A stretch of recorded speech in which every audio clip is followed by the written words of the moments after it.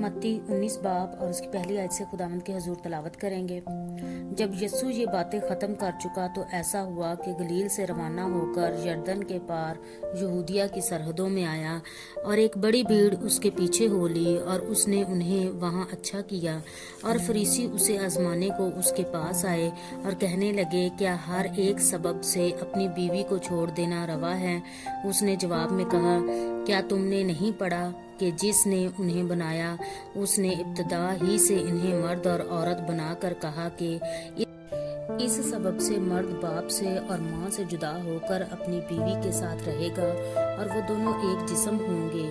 बस वो दो नहीं बल्कि एक जिस्म है। इसलिए जिसे खुदा ने जोड़ा है उसे आदमी जुदा ना करे। उन्होंने उससे कहा, फिर मूसा ने क्यों हुक्म दिया है कि तलाकनामा देकर छोड़ दी जाए?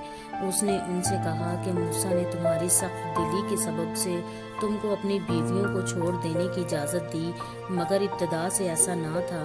और मैं तुमसे कहता हूँ कि जो कोई अपनी बीवी को हरामकारी के सिवा किसी और सबब से छोड़ दे और दूसरी से ब्याह करे वो ज़िना करता है, और जो कोई छोड़ी हुई से ब्याह कर ले वो भी ज़िना करता है।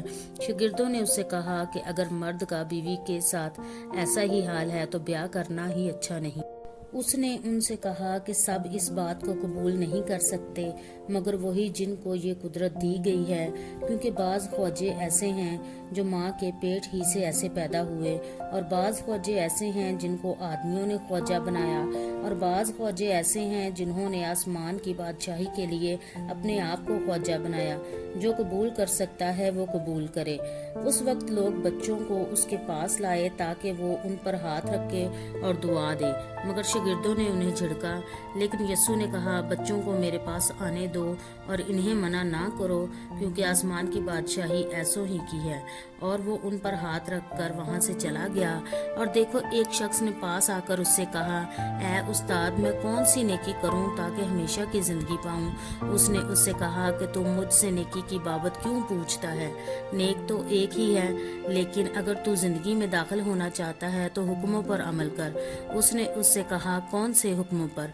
यस्सु ने कहा, ये कि खून ना कर, ज़ना ना कर, चोरी ना कर, झूठी गवाही ना दे, अपने माँ बाप की इज्जत कर और अपने पड़ोसी से अपनी मानद मोहब्बत रख। उस जवान ने उससे कहा कि मैंने इन सब पर अमल किया है, अब मुझ में किस बात की कमी है?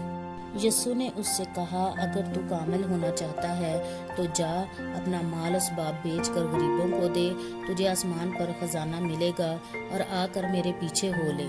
मगर वो जवान ये बात सुनकर गमगीन होकर चला गया, क्योंकि बड़ा मालदार था। और यस्सु ने अपने शागिर्दों से कहा, मैं तुमसे सच कहता हूँ कि दौलतमंद का आसमान की बादशाही में दाखिल होना मुश्किल है। और फिर तुमसे कहता हूँ कि ऊंट का सुई के नाके में से निकल जाना इससे आसान है कि दौलतमंद खुदा की बादशाही में दाखिल हो। शागिर्द ये सुनकर बहुत हैरान हुए और कहने लगे कि फिर कौन निजात पा सकता है? यस्सु ने उनकी तरफ देखकर कहा कि ये आदमियों से तो नहीं हो सकता, लेकिन खुदा से सब कुछ हो सकता है।